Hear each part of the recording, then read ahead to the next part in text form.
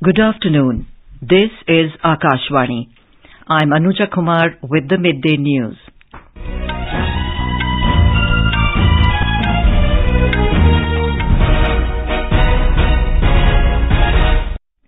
The headlines. Campaigning for Karnataka Assembly polls in top gear.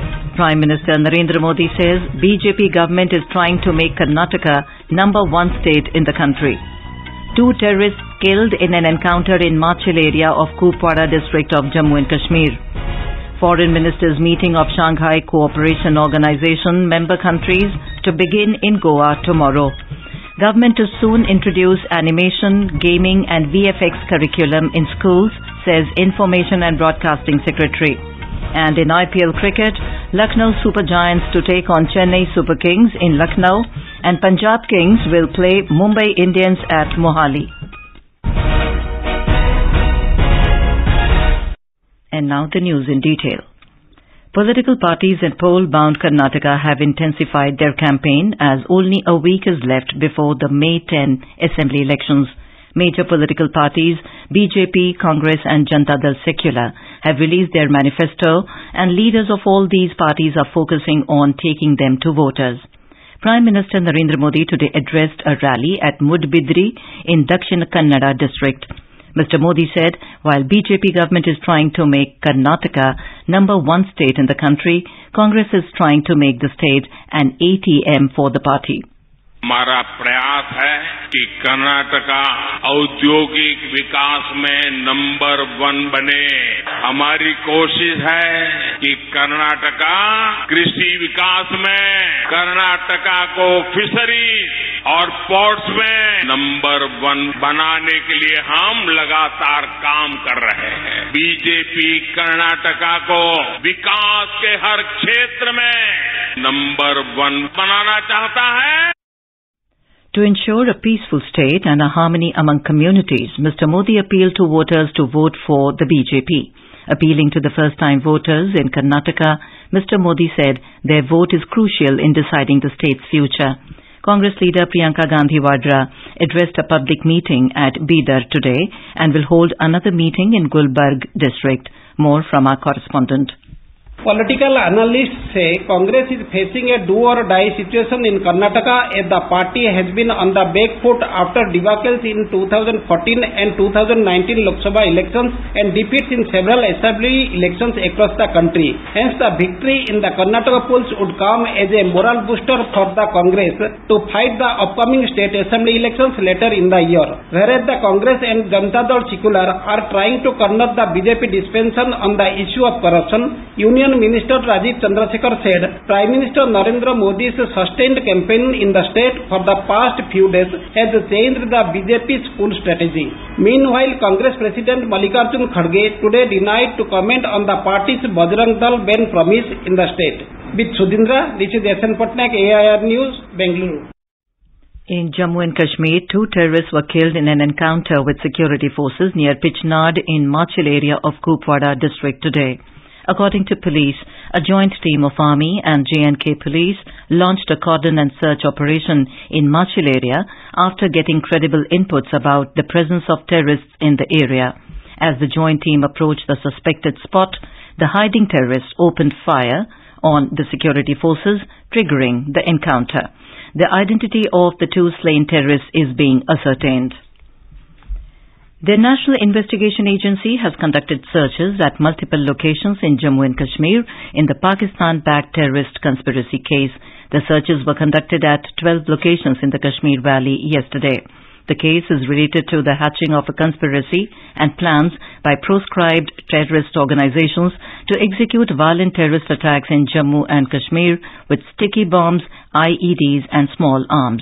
The terrorist outfits involved in the conspiracy were identified as Lashkar-e-Toiba, Jaish-e-Mohammed, Hizbul Mujahideen, Al-Badr, Al-Qaeda, besides others.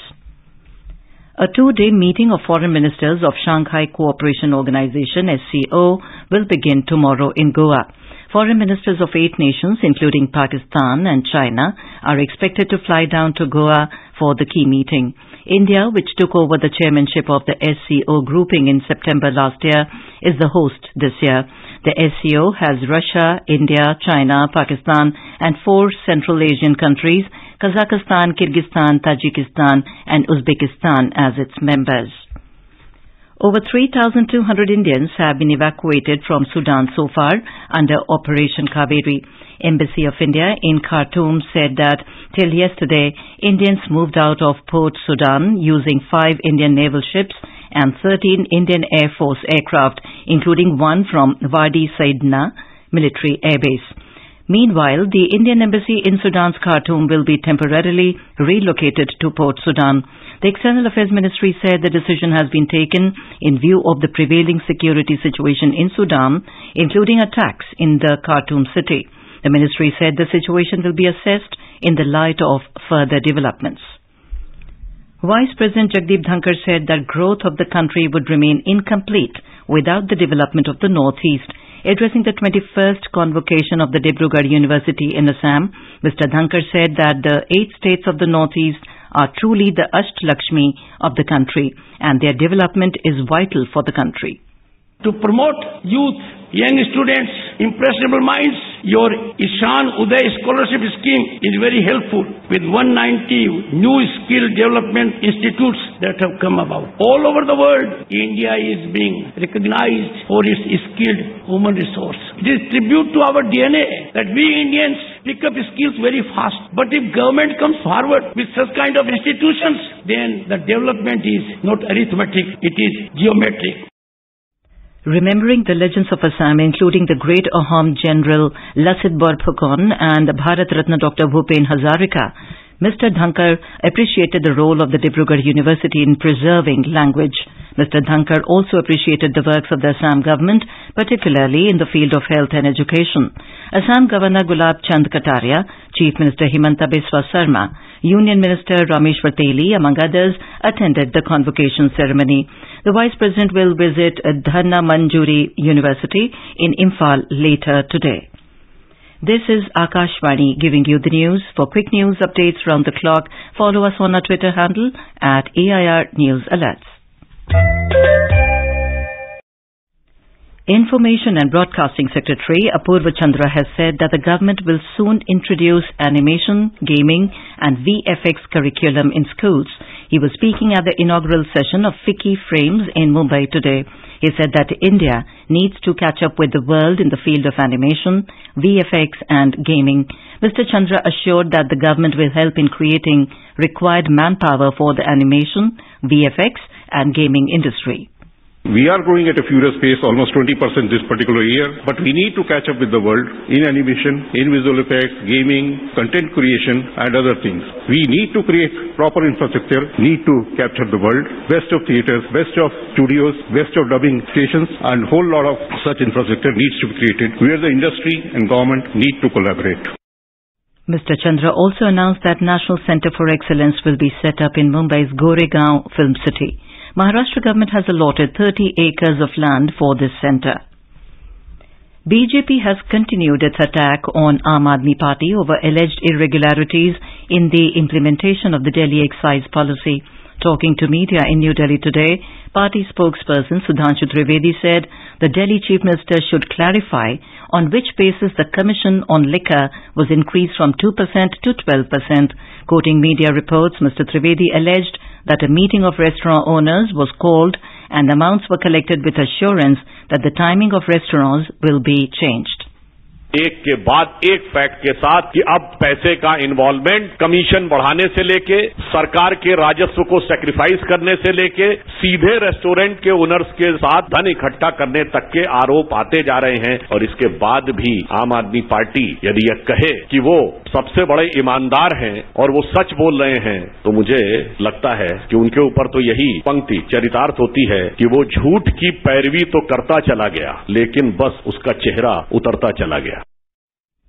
Union Agriculture and Farmers Welfare Minister Narendra Singh Tomar has stressed on the need for adoption of new age technologies to effectively tackle the challenges faced by the agriculture sector. He said misuse of water and fertilizer in the agriculture sector can be reduced with the effective implementation of technologies. Addressing a national conference on agriculture for Kharif campaign 2023 in New Delhi today, Mr. Tomar said, due to persistent efforts made by the government, availability of fertilizer in the country has increased in the last 8 years.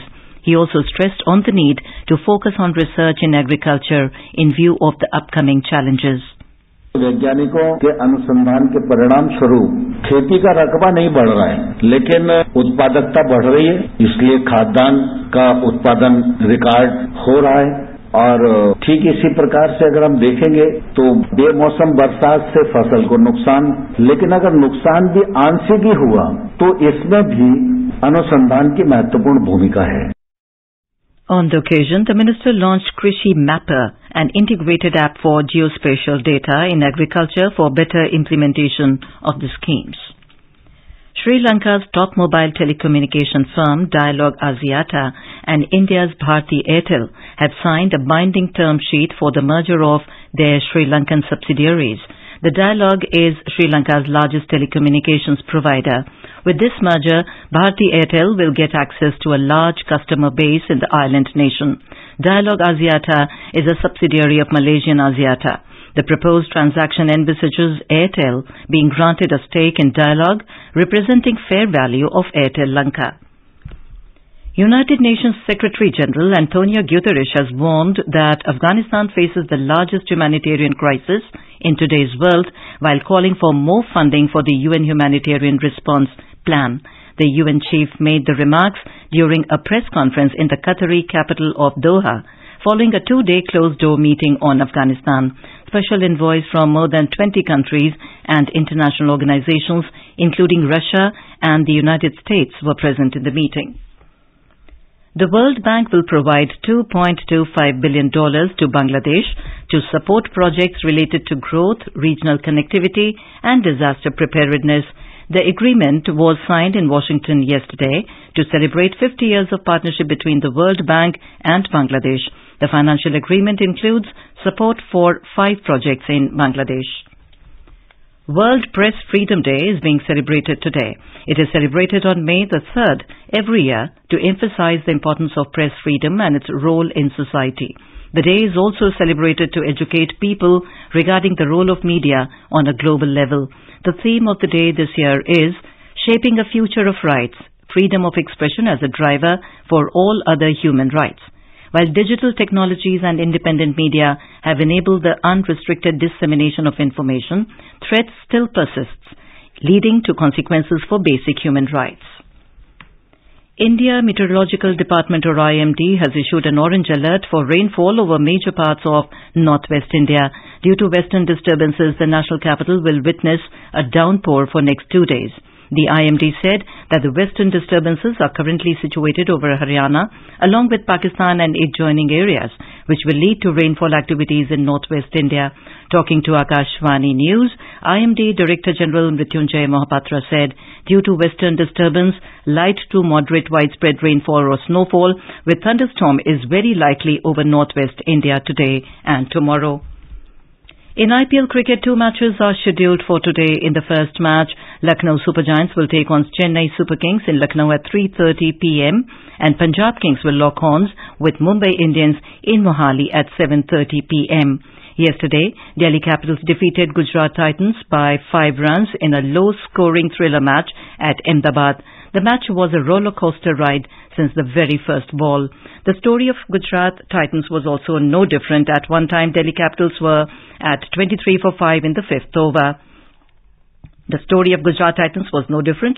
They could manage to score only 125 runs. And now, before we end the bulletin, the headlines once again. Campaigning for Karnataka Assembly polls in top gear, Prime Minister Narendra Modi says BJP government is trying to make Karnataka number 1 state in the country. 2 terrorists killed in an encounter in Machil area of Kupwara district of Jammu and Kashmir. Foreign Ministers meeting of Shanghai Cooperation Organization member countries to begin in Goa tomorrow. Government to soon introduce animation, gaming and VFX curriculum in schools, says Information and Broadcasting Secretary. And in IPL cricket, Lucknow Super Giants to take on Chennai Super Kings in Lucknow, and Punjab Kings will play Mumbai Indians at Mohali. And with that, we end the Midday News.